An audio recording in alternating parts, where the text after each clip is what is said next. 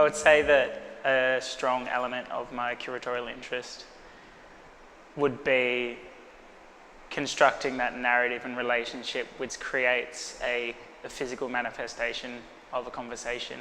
And in that, nothing is left static. Everything as a show is allowed to develop over a course of time, and even as the show is on, is transforming and developing from there. So up until now, the exhibitions that I've curated obviously they've all quite clearly changed from the original concept with which they were founded, because the concept itself was allowed to broaden and expand. For instance, the exhibition I did just before this one in Bus was in South Korea in 2014, where I took over Ross Coulter's audience series, which is his series he's doing of people from galleries standing in their gallery spaces looking at art that isn't there, that's based on the documentary shots of Mike Parr's performance series in the 70s and 80s. And he's doing it around all these different spaces. So I took over a series of those works to another space so that you'd have this community now in this new space trying to have a conversation with the organisation over there in Korea, which was also incidentally just starting up as a space, so it was giving this second history to that history. I think that context for exhibitions does make or break them. Like the reasoning and the area within which they sit is quite important. I don't really like defining things as emerging or as anything else. Like the arts on a global and local scale are more of an ecosystem that is interwoven within each other. So being able to have a work by Allora and Calzadilla alongside like Saskia, Doherty and Tarik, Ahlip, like two artists in their 20s based in Melbourne and Sydney, just because they are younger doesn't mean that the works themselves don't stand up to the merit as well. And I think you see that when you do get the opportunity to go to larger, say, festivals such as Documenta or Venice Biennale, like you do get to see there's younger artists in there intermixed, and they've been given an amazing break to be there. But their work, just because of age, doesn't seem shallow or shorter in comparison to the other. I also think it is quite important and interesting to make those connections between the international and the global and the local. So having exhibitions where you are working with both scales in that sense. So you're working with people to maintain that international perspective through, say, the Allora and Calzadilla work, then also through Saskia Doherty's work, which is quite deliberately in its archival, like its false archive. It's a time capsule that's created in a specific time and place, and it's looking into that digging motif as its central thought.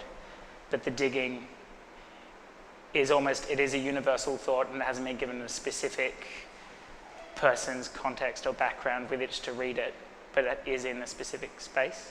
In her work, it's not one singular perspective that's creating the work. It is being given the opportunity to have multiple meanings occur within the work.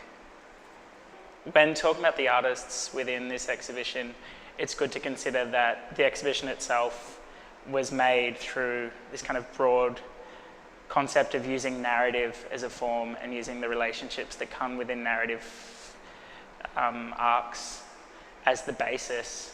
So from there, then selected artists that really had this poetic sense within their pieces and within their artwork and within their practice.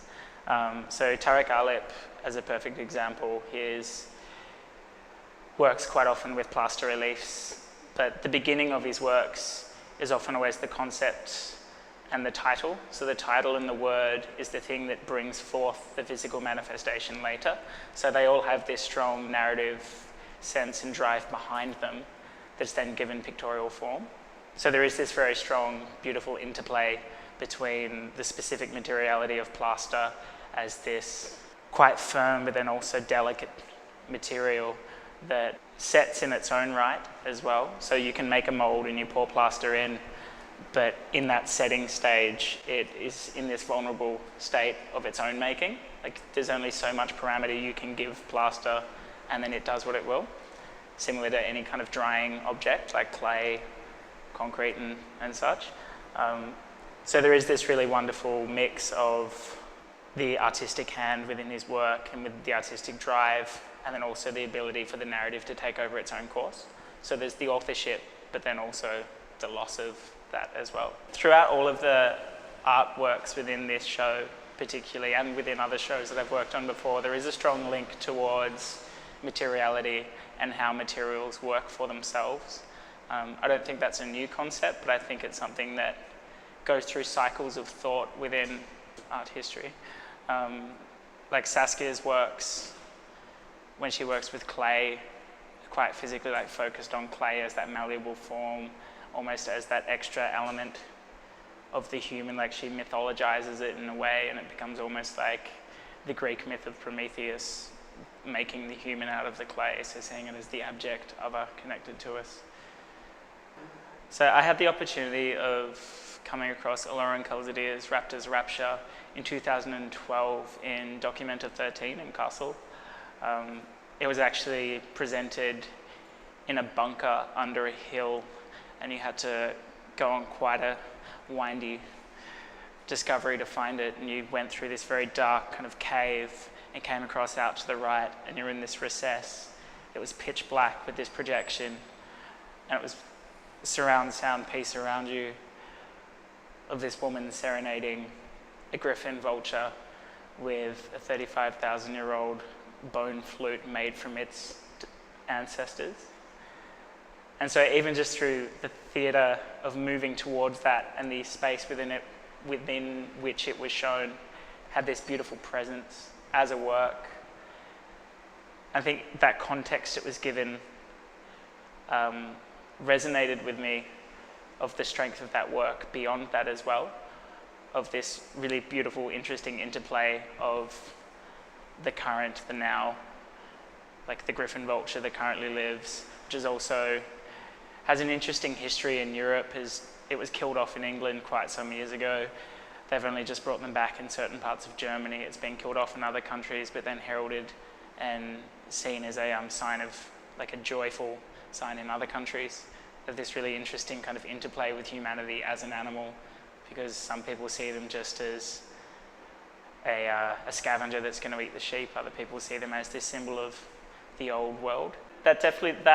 The work by Allora and Calzadilla was definitely the driving first work behind this exhibition, which I think is a really interesting manner of working, because being able to approach Saskia and Tarik by saying, this is an artwork that will be in the show, and I think your works could respond to it, and we could create a conversation through new works that relate to this, but are also, in a sense, their own. So really the basis of the exhibition did start with Allora and Calzadilla's video piece, and from that, the ideas of the poetic, the ideas of that interplay between humanity and the world around us, the material and the natural, just kind of naturally came about.